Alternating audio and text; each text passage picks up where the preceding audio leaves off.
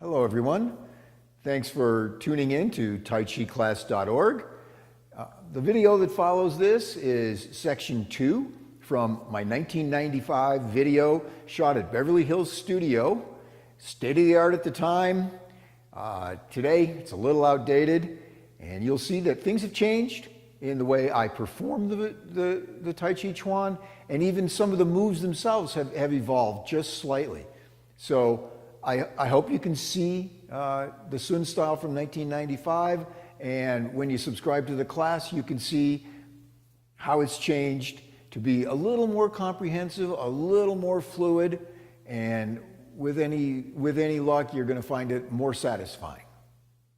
Thanks for watching.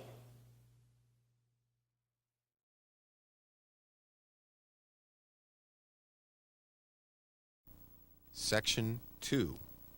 The Qing also says, the motion should be rooted in the feet, released through the legs, controlled by the waist, and manifested through the fingers. That strong root in the feet comes from maintaining a relaxed, standing posture, rooted to the earth, suspended from the sky. More specifically, it also comes from keeping a shoulder-width stance.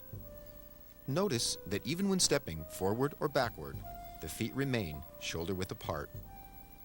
Forward steps are heel first, just like normal walking.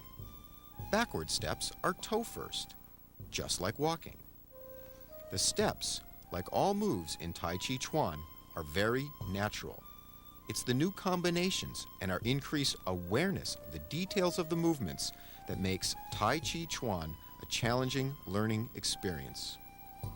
Also notice that the weighted foot is slightly angled.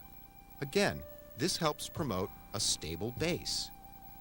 Tai Chi Chuan applies the principle of yin and yang in many ways. One of the more central examples is in the weight shift. Notice that the weight shifts completely onto one foot whenever stepping or turning with the other foot.